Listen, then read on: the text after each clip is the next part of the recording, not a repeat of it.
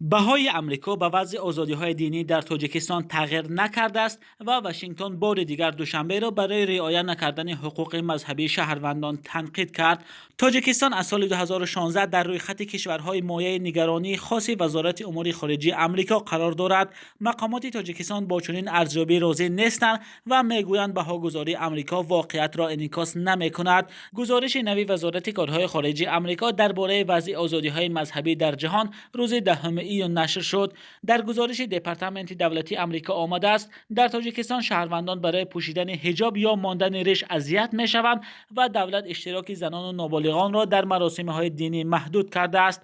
از جمله در گزارش آمده است ماموران حکومتی زنان را از پوشیدن حجاب و یا لباس بیگانه به فرهنگ ملی منع می‌کنند. مقامات تاجیکستان میگویند به انتقادهای دپارتمنت دولتی آمریکا راضی شدن نمی‌توانند. افشین مقیم سخنگوی کمیته دین روز 11 ایون گفت مؤلفان گزارش امسال نیز به معلومات رسانه‌ها تکیه کردند که نه همشان اساس واقعی دارند. به تاکید او در گزارش دپارتمنت دولتی آمریکا گفته می شود که بیش از 90% مردم تاجیکستان مسلمان هستند و در کشور مسیحیان و یهودیان نیز به سر میبرند. مؤلفان گزارش دپارتمنت آمریکا از تعقیب و اذیت اقلیت‌های دینی در تاجیکستان به خصوص حبس پیروان جریان مسیحی شاهدان یهوه نگرانی کردند.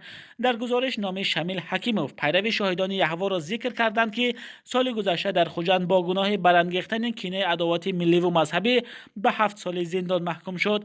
اینچنین گزارش از آن میگوید که مقامات تاجیک چند پیرو این جریان مذهبی را در سال گذشته بازپرسی کردند. در گزارش همچنین گفته شده است که مقامات فعالیت رویه شاهدان یهوه را منع کردند چون پیروان آن از خدمت در ارتش سرکشی کردند.